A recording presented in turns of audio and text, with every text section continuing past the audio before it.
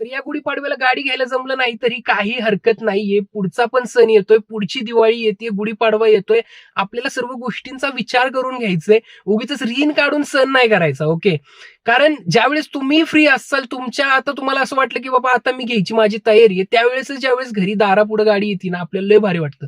मस्त वाटतं यार खरंच, म्हणजे प्राउड फील होतं, फॅमिलीला प्राउड फील होतं. त्यामुळे उगीचच नाही का धांगड-धिंगा करून, नाही का उगीचच इकडनं-तिकडनं हे करून, ते करून रीन काढून आपल्याला सण नाही करायचा. तुमचा पण टाईम येणार. फक्त डोक्यात ठेवा, आपल्याला गाडी घ्यायची म्हणजे घ्यायची आहे. आणि मे बी आता तुम्ही छोटा विचार करत असाल 8 लाखाच्या गाडीचा.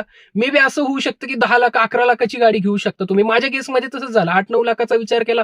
पण इव्हेंच्युअली मला वाटलं पण नव्हतं मी नेक्सॉन घेईल आणि नेक्सॉन घरी घेऊन आलो. त्यावेळेस लय भारी वाटलं. त्यामुळं टाईम द्या. टाईम जेवढा लागेल ना तेवढं ती ज्यावेळेस गोष्ट घरी येईल ना तुम्हाला एकदम भारी वाटेल. त्यामुळे आता सध्या नाराज नाराज तर नसाल तुम्ही. आय होप तुम्ही आज गुढीपाडवा आहे, नाराज नसाल. पण होपफुली तुम्ही चांगला विचार करत असाल, असाच विचार करत राहावा. सगळ्या गोष्टी चांगल्या होणार आहेत. गाडी घरी 100% तुमच्या येणार आहे.